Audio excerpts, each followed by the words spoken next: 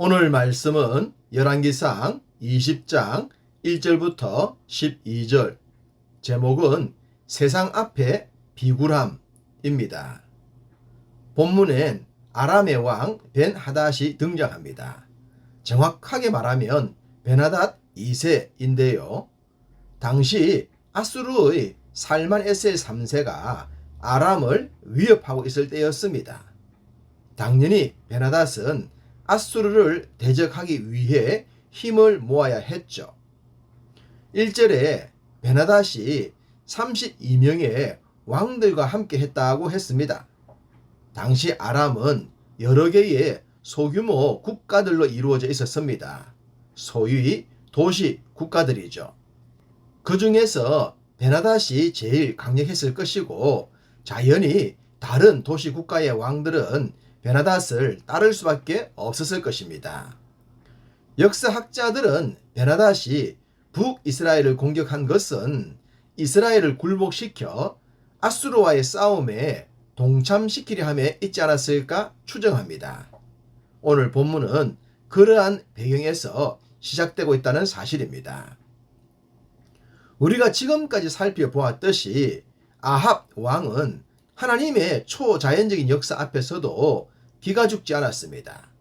오히려 아내와 협작하여 엘리야를 죽이려까지 했죠.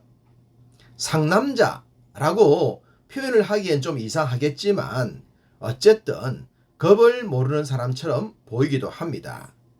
그렇기 때문에 아람의 공격 앞에서도 당당하지 않을까 생각이 되는 거죠. 벤하닷은 자기 명령을 따르는 32명의 왕들과 함께 움직이고 있었습니다. 아합은 그 소식을 이미 들었겠죠. 벤하닷은 자신의 신하를 아합에게 보내 이런 말을 전했습니다. 3절, 너희의 은금은 내 것이요 너희의 아내들과 너희의 자녀들의 아름다운 자도 내 것이니라 라고 말입니다. 이게 무슨 말입니까? 도둑놈이 갑자기 집에 쳐들어와서는 이 집에 있는 모든 것은 나의 것이다. 심지어 너의 아내와 자식들도 내 것이다. 라고 하면 어떻게 해야 되겠습니까?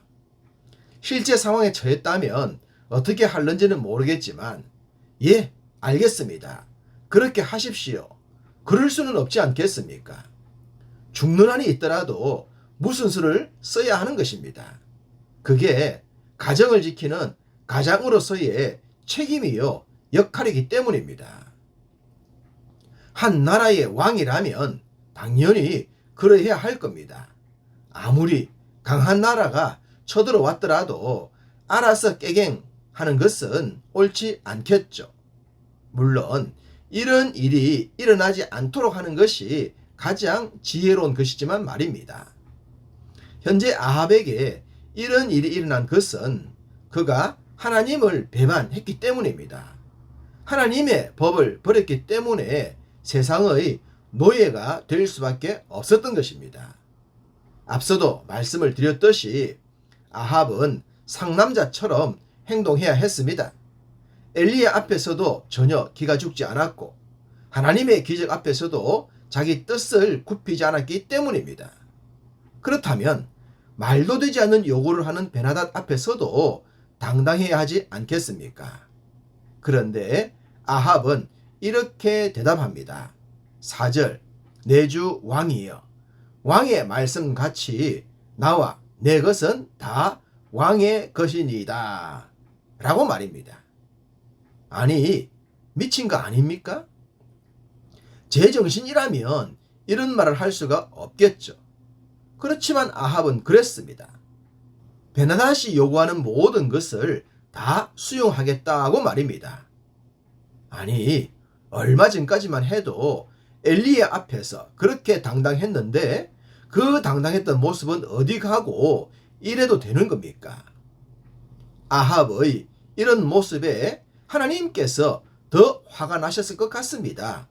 하나님 앞에서는 그렇게 당당하더니 세상 앞에서는 한없이 비굴했으니 말입니다.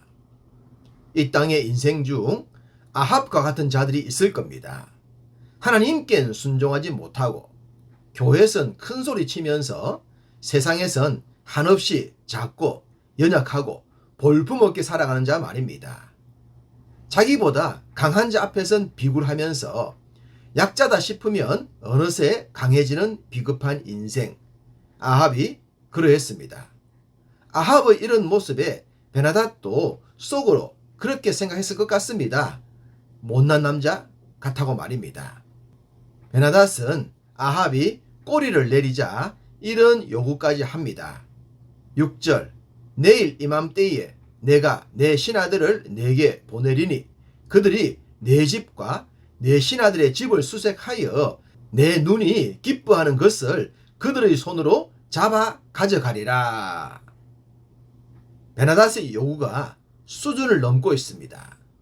처음에 요구한 것도 수준을 넘었지만 이제는 대놓고 이런 요구까지 하니 악한 자들의 한계는 끝이 없습니다.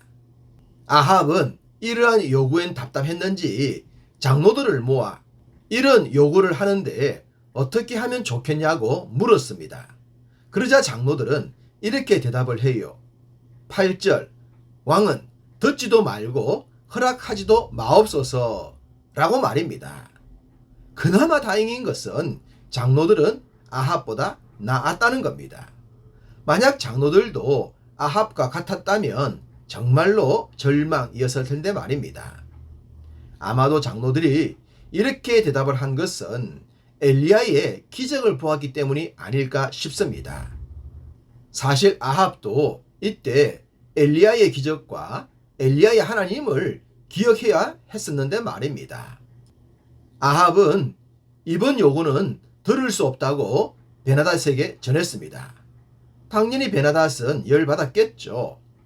아합이 꼬리를 내리고 자신이 요구하는 것을 다 수용할 것이라고 생각을 했는데 말입니다. 베나닷은 사마리아의 부슬개 같은 것에 만족할 수 없다고 하면서 대대적인 전쟁을 준비합니다. 이러한 것이 세상의 모습입니다. 그렇기 때문에 우리는 이런 세상에 기죽지 않아야 하는 겁니다. 또한 말씀을 드렸듯이 세상이 겁없이 덤비지 못하도록 더욱 하나님께 가까이 해야 합니다. 그로 인해 세상 앞에서도 당당하게 살아갈 수 있는 우리 모두가 되시기를 간절히 소망합니다.